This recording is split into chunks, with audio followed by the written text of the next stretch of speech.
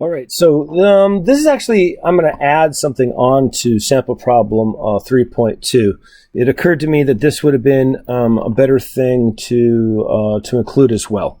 This would be like a demonstration of what we've been applying, right? So, demonstration of applying the matrix approach, right? Where we want to say, what is the moment that's due to R crossed with F, right? So a good way to start with this is to define what the R is. All right, so we're going to take it about B. So we're taking it, we want the position vector of RA with respect to B.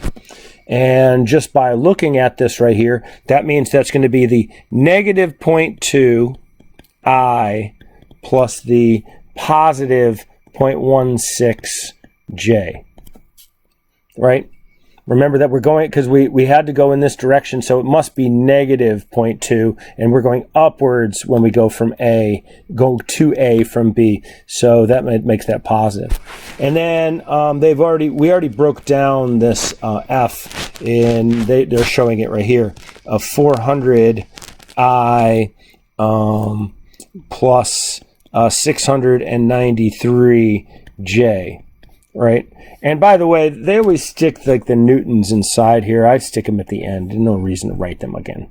And this is meters up above. So if we want to find M from this up above, what we do is we take the I, J, and the K, and then we write out what's in here. Minus 0.2 for the row is going to be the position, and 0.16, and this is 0 right here. And then we take the force, 400 and 693. Actually, I think, what did I write that? 692.8. I don't like that they are cheating here.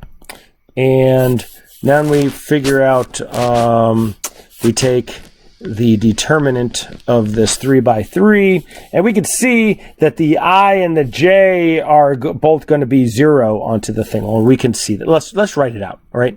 So we start off with the I, right? And we take negative 0.2 and, no, excuse me. For the I, let me write out here in green. Remember, the I, we take times there, right? So I'll go here. We went 0.16, 0, 693, so 692.8, and 0, and then I, right? And then minus, I'm just going to continue with the thing.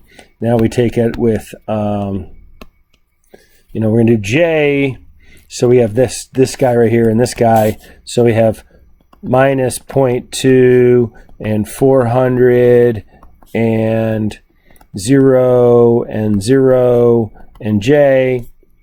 And then lastly, as part of this, we will take this one along with the determinant of that one. And so we have minus 0.2, what happened to your parentheses? 0.16 and 400 and 693, right? And that's going to be K.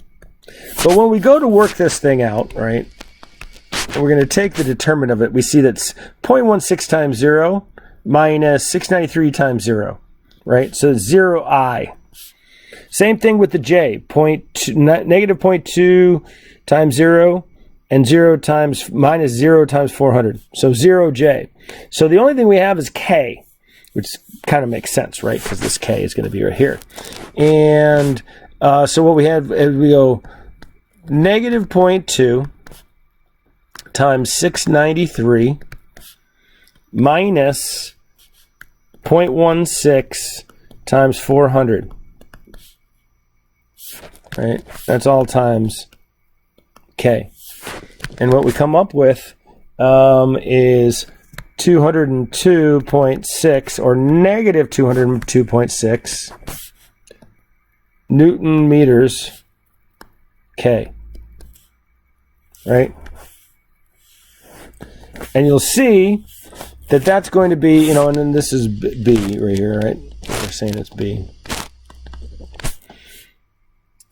But the reason why it's negative here, it's clockwise, right? It's a clockwise thing, and counterclockwise is positive. You remember from the other treatment of the sample, as I showed it in the first video, that we had it as counterclockwise. That's because it's the reaction. This one here is quote-unquote equivalent moments. So hopefully I've emphasized that. So, maybe next year video.